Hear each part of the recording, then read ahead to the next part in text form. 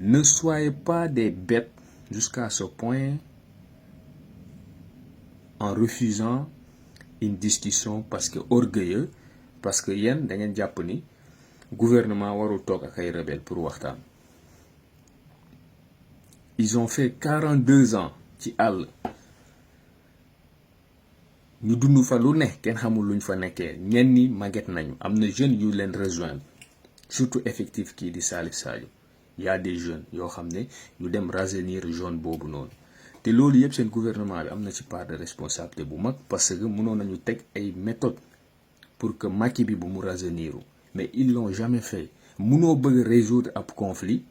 mënoo bëgg résoudre ab guerre sans pour autant y investir, c'est-à-dire lutter contre la pauvreté ci zone boobu ak chômage gi ci zone boobu parce que soo xeexut contre pauvreté gi ak chômage bi yeneen jeunes yoo xam dañ nekk ci misère yoo xam ne ils sont un peu délaissés par la société, ils se sentent un peu isolés, oubliés par la politique du pays. Mun nañu dem ba génnee seeni bopp ci Sénégal fas yéene topp ñenn ñi ci àll gi ñoo xam dañ leen gëmloo ni ñun bokkuñu ak Sénégal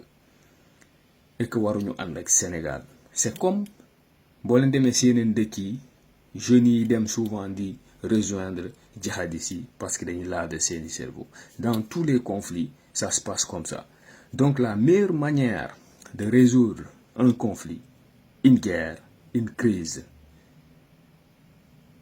c'est d'y investir. C'est d'investir dans cette zone. C'est de lutter contre le chômage au niveau de cette zone. C'est de lutter contre la pauvreté au niveau de cette zone. Alors que lutter contre le chômage et la pauvreté en Casamance nekkut lu métti nekkut loo xam ne lu war a jomm suñu homme politique yi suñu gouvernants yoo xam ne en majorité normalement bu fekkutoon du guerre gi ak ñàkk fayda gi ñàkk pas-pas bu ñu jël def ko philosophie bu nihiliste bu négationniste développer zone bu mel ni Casamance génnee fa chômage xeex fa pauvreté ba mu xaaw wàññeeku du lu métti parce que am nañu déjà ay potentialité yu énorme yoo xam ne juste dafa laaj financement bu ndaw pour que jeunes yi di dem di rejoindre Macky bi ñoom ñëpp ñu découragé ñu mujjee ñëw toog sur place di liggéey. Koo xam ne day liggéey di fayeeku am dara lan lay doy dem tëdd ci àll gi ci ñax bi jaxasoo ak ay scorpion ak ay jaan ak yenn yu bëri yoo xam ne day xew ci biiru àll gi quoi. Nañu waxante dëgg suñu homme politique yi je pense ñàkk pas-pas ak ñàkk vision bu ñu nekkee ci Afrique moo tax yeneen conflits yi di perdurer di yàgg. Comment se fait qu'un petit conflit tel le conflit de la Casamance mu war a def 42 ans alors que conflit yu ko gën a grave à travers le monde et même en Afrique gars yi maîtriser nañ leen. Guerru Libéria gi benn jigéen boo xam ne Ellen Johnson la tudd nekkoon présidente Libéria moo ko maîtriser moo ko régler te nan la def ba régler ko mooy lu may wax ni mooy xeex contre la pauvreté ci zone de guerre yi def tout ba chômage gi dañ ba pare woy fipp yu fa nekkoon nekk ay rebelle nit yu rebelle yu armé wu mu woo leen toog ak ñoom waxtaan ak ñoom am lu mu leen proposé te lu mu leen proposé mu doon loo xam ne lu ñor doomu aadama luy développer doomu aadama ñooñu mujjee fas yéene teg armes yi dem rejoindre ko ci projet yooyu tey looloo indi la fin de la guerre au Libéria. Waaw kooku du jigéen bu mën góor ñaata góor la mën rawatina góor yi nekk Sénégal. Donc damay wax ni kenn mënut régler xeexu Casamance kenn mënut maîtriser guerre bi en Casamance sans pour autant lutter contre la pauvreté et le chômage des jeunes dans cette partie sud du pays, cette partie naturelle du pays, jadis grenier du pays. Sa grenier da nga koy toppatoo sa grenier da nga koy jox lépp parce que fa ngay dundee yow yaa wax ni sa grenier la nan nga munee jël sa grenier bàyyil ko ay pigeon ak ay kaña di si def naka sudul noonu di ko exploiter di ko jaaral ci Gambie pour benn réseau bu ndaw ñoom ñu siy texe di si dund ak yeneen Gambiens yu ànd ak ñoom ci loolu ak yeneen rebelles yi ànd ak ñoom ci mafia yooyu au détriment des intérêts de la masse du bas peuple nan nga mën a accepter loolu sa grenier. Donc pour wax leen ni conflit gi du lu metti régler du lu jafe régler waxtaan la du mbirum fetal du mbirum fitna ndax Casamance àll bu sauvage la àll bu mystique la àll bu ferme la àll la bu lëndëm boo xam ne du désert.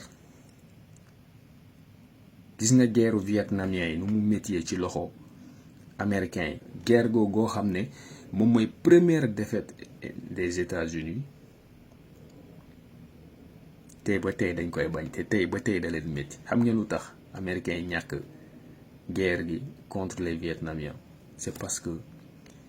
Vietnam àll gi comme àllu Casamance la neexut xeex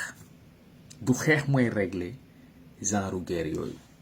Seen soldats yi xam nañ bu baax lu may wax. L'armée sénégalaise est plus forte su fekkee ci xeexu désert la.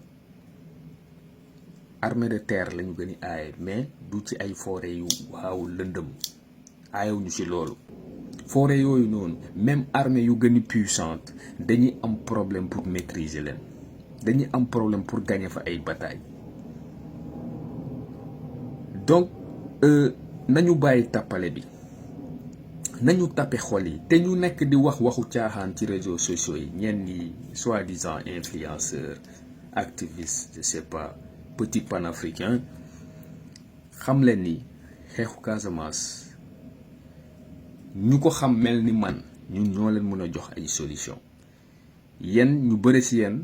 ci ay pensants yu émotif ngeen ne ay nit yu réactionnaire ngeen ci subjectivité ngeen ne nekkoo leen ci ab démarche bu objective ci euphorisme ngeen ne ci émotion ngeen di waxee. su fekkoon ay fetal ñooy régler xeexu Casamance Abdou Diouf réglé na ko bu yàgg. Malheureusement ñu bëri si yéen jamono jooju fekk na judduwuñu mais tey xarala yu bees yi may nañ leen pour ngeen dem gëstu xool ba xam armée sénégalaise gi lan la si jot a dugal ci wàllu investissement ci armement ci énergie. jàppoon ni fetal mun na saafara mbir ma ca Casamance. Or tel n'était pas le cas et jusque-là tel n'est pas le cas. Affaire bi nekkut ay fetal nekkut ay fitna. La paix est la meilleure des vengeances. Na Ousmane Sonko ak Bassirou Diomaye Faye bañ a minimiser processus de quête de paix bi. Nañu jege les soi-disant monsieur Casamançais ñu gënoon honnête te jot a liggéey surtout ñu mujj ñi liggéey ci Macky Sall. Parce que quoi qu'on dise avec le régime de Macky Sall, il y avait un peu d'accalmie comparé ak régime Abdoulaye Wade ak Abdou Diouf. ci régime Macky Sall la ñuy ñeme wax en Casamance il y a une période ni de paix ni de guerre. C'est-à-dire que période de trêve c'est comme si amul xeex amul dara existé wu fa. Puisque période boobu dafa perdurer yàgg sénégalais yi dañu jàpp ni c'est fini. Non, ku nekk nag mën nga xalaat sa xalaatu bopp ku nekk mën nga joxe sa gis-gis bopp mais ay nit yu def 42 ans ci àll du si 7 ans wala 12 ans ñooy ñëw nii rek sans waxtaan nga ne leen nibbi leen seeni kër yi ngeen toog fa. Déedéet, il y a des procédures à mener, il y a une méthode à imposer et le tout ci ay pourparlers la war a ne ci ay discussions ci ay échanges. Et c'est dans ce sens que doivent aller Ousmane Sonko et Bassirou Diomaye Faye. Ousmane Sonko avait dit il y a quelques années que moom bu faloo du nekk fii sax di am lu muy def day dem ci àll gi jëli ay frères am. Il parlait en parabole. Et pourtant c'est possible. C'est pas parce que Sonko est Joola que rebelles yi dañuy accepter waxtaan ak Sonko. Parce que rebelles yi ku leen gënoon jege te amoon connexion bu extraordinaire ak ñoom te jamono mii nekk opposant sax la ko am di Abdoulaye Wade il n'y avait pas un homme politique ku ñeme àll Casamance au Sénégal plus que Abdoulaye Wade. Il n'y avait pas moom dafa doon dugg ba ci biiru àll gi di gis ak ñoom looloo tax il était le seul goo xam ne capable di jël ay ration ak xaalis di ko jox rebelle yi tellement que dafa demoon ba am benn affinité ak ñoom. Donc affaire yi nekkut yëfu joolaa wala njaago wala yu mel noonu affaire bi waxtaan la ku gëni ubbi xolom rek vers son frère discussion am parce que xeex bi quoi qu'on dise ay doomu Sénégal a siy dee muy côté rebelle yi muy côté militaire yi waaye sax ay doomu Afrika ñoo siy dee ay africain ñoo siy dee ay dergu ñuul ñoo siy dee du naar du nit ku weex du indien nga siy dee du asiatique bi man fa laay waxee côté boobu laay waxee looloo tax ñu war a ubbi suñu xol yi dof lu gu ñu nekkee nag ci plateau télé yi ak ci rajo yi ak ci réseaux sociaux yi nañ ko tegee fee ñi wax lu ñor suñu dirigeants yi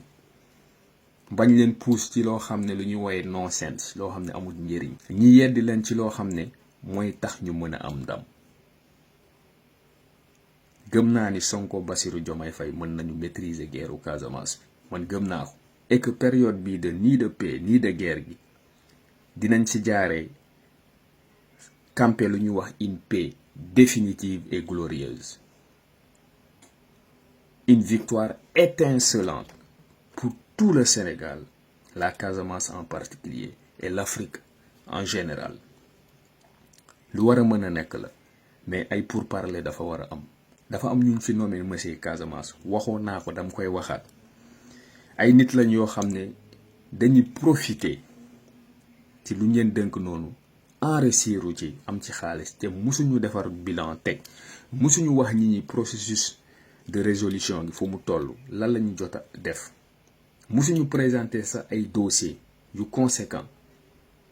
ci ay wàllum négociation ak lu ñu jot a def travaux yu ñu jot a def sur le terrain. C'est le moment maintenant pour ce gouvernement, ce nouveau gouvernement, mu dem à l'assaut et de la manière la plus positive et réaliste, symbolique de ce dossier. Dem fëgg buntu ñooñu le ñu wax ñoom fu ñu toll ci dossier yi lan la ñu jot a def ci dossier yi ñoom ñu sukkandiku ci loolu pour mën a départ pour la suite. Parce que Sénégal ak Casamance bu ñu séparé wu kan moo siy gagné Casamance da siy gagné ba yaakaaruma ko de Sénégal la ciy gagné tous kon nañu waxtaan ñun ñëpp ay nit yu ñuul la nañu nekk ay panafricain ñi xam ne subdivision yi balkanisation yi yoo xam ne Afrique dund na ko ñu war ci dolli yeneen séparation day gën a approfondir séquelles yi day gën a affaiblir suñu continent man gënoon na ma neex ma gis Gambie ak Sénégal créer Sénégambia mu doon benn réseau bu compact ñaari réew wala trio googu wala quadruplé wala quintuplé Sénégal Mauritanie Gambie Guinée Conakry Mali ñu bokk def benn bloc boole ci Niger ainsi de suite. Pourquoi pas les États-Unis d'Afrique ñun loolu mooy suñu rêve nekkut yëfi séparatisme mais il faut reconnaître ni guerru Casamance bi lu ko andi caaxaan kese moo ko indi injustice kese moo ko indi xeebante ko indi discrimination moo ko indi te loolu c'est des choses à reconvoquer. C'est des choses à éviter pour le futur mais ci loolu lañu war a sukkandiku it pour yar suñu doom yi ñu xam ni nit ci kaw suuf du nangu beneen moromam nit di ko xeeb amul benn nit ci kaw suuf buy accepter beneen moromam nit di ko xeeb amut doo leen mës a gis ab nit buy accepter moromam nit mu koy xeeb jërë ngeen jëf